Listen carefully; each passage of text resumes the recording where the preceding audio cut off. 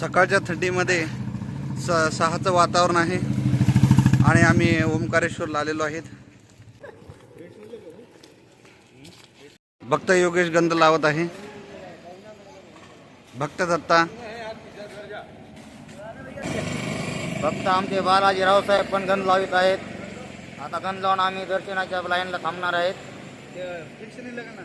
हे पहा, माता नर्मदेच्या काठावरच ओंकारेश्वराचं मंदिर आहे. आणि आता आम्ही हे पाहू शकता आपण दृश्य.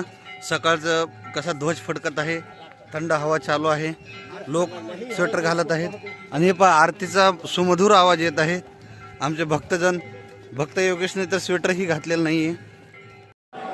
आम्ही आताच गर्भगृहामध्ये प्रवेश केलेला आहे. हे पाहू शकता किती सुंदर काम केलेलं आहे. भक्त योगेश, भक्त दत्ता आता 5 मिनिटाचं दर्शन करणार आहेत. भक्त दत्ता, काय माहिती द्याल आपण ओंकारेश्वराविषयी? ओंकारेश्वराच्या इथंच कुबेरांनी श्रीमंत होण्यासाठी तपश्चर्या केलेली होती. एक राजाने इथं तपश्चर्या केली होती, मानदत्त राजाने. त्यांच्या उद्धारासाठी आणि कुबेराची आशा पुरवण्यासाठी भगवान ओंकारेश्वर या ठिकाणी प्रकट झालेला होता. इथे महादेवाच्या घामापासून नर्मदा नदीचा उगम झालेला आहे. नर्मदा नदी इथे ओमच्या शेपमध्ये शिरते आणि इथेच आपण पाहू शकता घंटनाद होता. हो स्वामी आरती ओ वाळो, भावारती ओ वाळो, तुझा कर्पूर गौरा, जय देव जय देव. कर्पूर गौरा भोळा नैनी विशाळा, अर्ध्यांगी पार्वती सुमनांच्या माळा. देवी दैत्य सागर मंथन पै केली, त्या माझी अवचिता हाल सापडले. हे तू आसून पल्ले प्रसन्न केले, नीलकंठ नाम प्रसिद्ध झाले. जय देव जय देव जय श्री शंकरा, हो स्वामी शंकर. आता ओंकारेश्वर दरबाराच्या आपण जस्ट गर्भगृहाच्या बाहेर आहेत. दत्तांनी आता जे सुंदर लवथवते विग्रहाची आरती म्हटली. हे पहा, वरी आहेत ना, कुबेर भगवान यांची मूर्ती कोरली आहे. ही बिलकुल उलट्या दिशेने आहेत. त्या कशा कोरल्या असतील याविषयी मी कल्पनाही करू शकत नाही. ज्या काळात चष्मे नव्हते तेव्हा सुद्धा हे पहा, नक्षीदार काम हे कोरलेलं आहे हातांनी. किती सुंदर वाटत आहे. आता ओंकारेश्वराच्या गर्भगृहात प्रवेश करणार आहे. आपण पाहू शकता ओंकारेश्वर भगवानाची पूजा चालू आहे. भक्त लोक थोडी गर्दी करत आहेत, दाटीवाटी करत आहेत. म्हाताऱ्या लोकांना जाऊ द्या. काय कशी प्रतिक्रिया आहे ओंकारेश्वराचं दर्शन घेतल्यावर? ओंकार दर्शन असं वाटलं की एकदम अग्निमय वाटलं. मन असं की एकदम आवडलं ना, ते पण छान वाटलं. Okay okay okay. पाहू शकता इथे मस्त दोन्ही साईडला असा कॉरिडोर आहे, सुंदर परिसर आहे. आम्ही आताच दर्शन घेतलं. मध्ये जाऊन दर्शन घ्यायचंय, फक्त दुरून नाहीये. आता ओंकारेश्वर नंतर ममलेश्वराला जायचं आहे. असं म्हणतात की संसार सारम भुजगेंद्रहारम सदा वसंतम हृदयारविंदे भवम भवानी सहितम नमामि. इथे आपण पाहू शकता माँ नर्मदा आहे. माँ नर्मदा आणि माँ कावेरी यांच्या संगमावर वसलेलं ओंकारेश्वर हे देवस्थान आहे. मानदत्त राजा जे रामाचे पूर्वज होते, तर त्यांनी इथे तपस्या केली. त्यांच्या तपस्येवर प्रसन्न होऊन भगवान शिवांनी इथे थांबण्याचा निश्चय केला. त्यानंतर कुबेराची बी एक आख्यायिका प्रसिद्ध आहे. भगवान कुबेरांनी येथे तपस्या केली होती व त्यांना महादेवाने सोन्याची नगरी म्हणजे लंका प्रदान केली होती, अशी ही एक आख्यायिका आहे. अतिशय सुंदर काम हे पाहू शकता. आणि ओंकारेश्वर आणि ममलेश्वर असे 2 ज्योतिर्लिंग आहेत इथे. ओंकारेश्वर म्हणजे महादेवाची आत्मा आणि ममलेश्वर हे शरीर म्हणून गृहीत धरलं जातं. आपण माँ नर्मदेचा प्रवाह पाहू शकता. इथे मध्ये पहा, शिप पहा. इथे पर्यटनाला पण संधी आहे.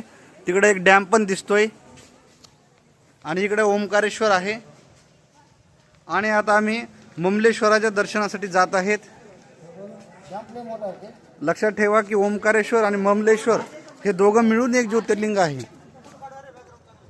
नुसतं ओंकारेश्वराचं दर्शन केलं किंवा ममलेश्वराचं दर्शन केलं तरीही यात्रा पुनीत होत नाही, असं हे केलं जातं.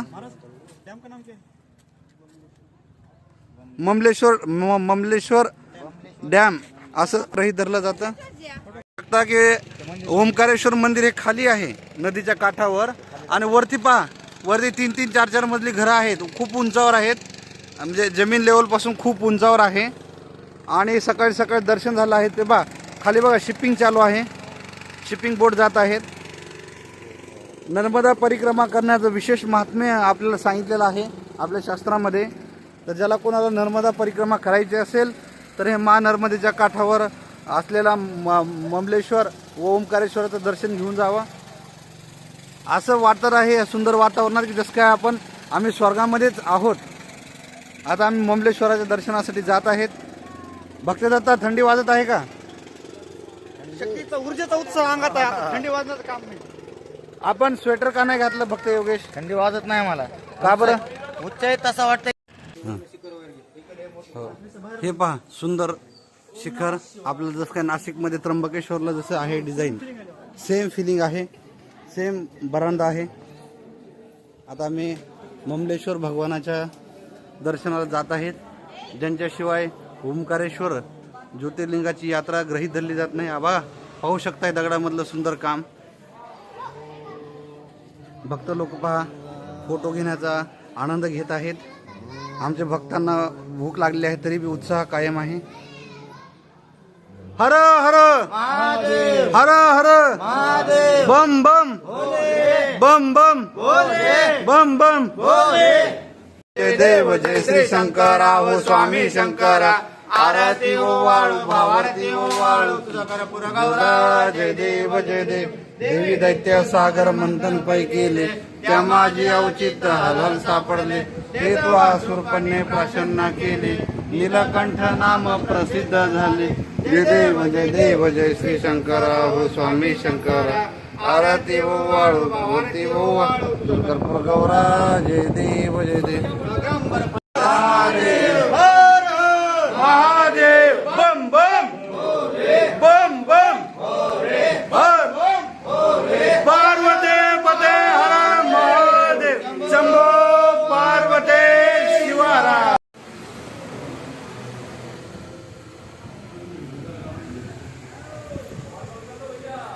दगडामध्ये कोरलेलं आहे ममलेश्वर मंदिरातील आपण दृश्य पाहू शकतो. आमचं आज म्हणजे माझं वैयक्तिक 6वं ज्योतिर्लिंग पूर्ण झालं. आता यानंतर आम्ही फोटो सेशनचा आनंद घेऊ. बाहेर प्रेक्षणीय स्थळ आहे, असं वाटत आहे की जसं काय मी नाशिक त्र्यंबकेश्वरला आलेलो आहे. वास्तुकला, मंदिर पुनर्निर्माण आपल्या अहिल्याबाई होळकरांनीच हे पण बांधलेलं आहे. तुम्ही पाहू शकता किती सुंदर मंदिर आहे ममलेश्वराचं, किती कोरीव काम. इकडं जावं लागेल ना.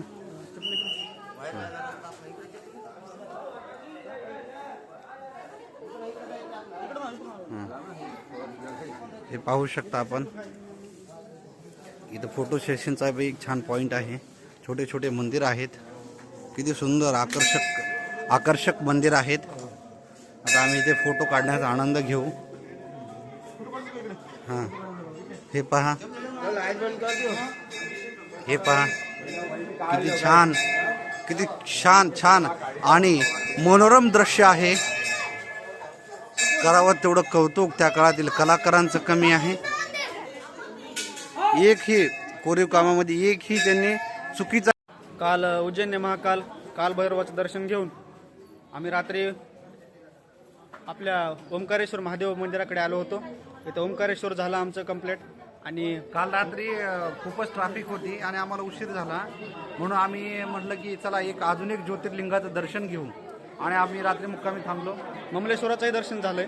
आता आम्ही जातो नर्मदा नदीकडे. अशी आख्यायिका आहे की नर्मदा नदीचं एक स्नान म्हणजे गोदावरी, यमुना आणि गंगेच्या 7 स्नानांना पूरक असं एक स्नान आहे. त्यामुळे आम्ही त्याचा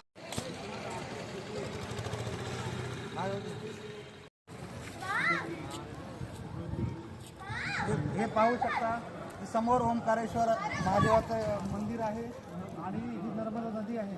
इथे भाविक स्नानाचा आनंद घेत आहेत. दादा हाय करा बरं. हे पहा स्नानाचा आनंद घेत आहेत. स्त्रिया दिवे लावत आहेत आणि ज्याला पर्यटन करायचं आहे त्याच्यासाठी जहाजाची सुविधा आहे. तिकडच्या साईडला ओव्हरब्रिज बघा. त्या बाजूला ममलेश्वराचं मंदिर आहे. ओंकारेश्वर आणि ममलेश्वर हे दोन्ही मिळून एक ज्योतिर्लिंग आहे. आणि इथे प्रशासनाने खूप छान सुविधा केली आहे. असं म्हणतात की गोदावरी, गंगा आणि यमुना यांच्या स्नानाचं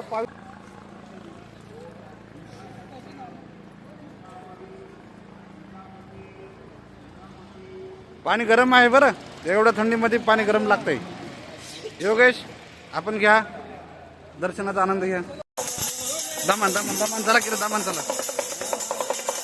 ओम नमः शिवाय हर हर भोले. अशा प्रकारे ओंकारेश्वर महादेव मंदिर महादेवाचं दर्शन घेऊन आम्ही मध्य प्रदेशच्या बाहेर पडत आहोत. आमचे चालक योगेश काय म्हटलं, काय वाटतं तुम्हाला? चांगलं वाटतंय. आता काय दर्शन करून आम्ही बाहेर पडत आहे. पहा माग दत्ता काय दत्ता याला काय म्हणतात, हे कुठलं वाद्य आहे? चिमटा वाजवण्याचा आनंद घेत आहेत. दत्ता डमरू वाजवून दाखव रे.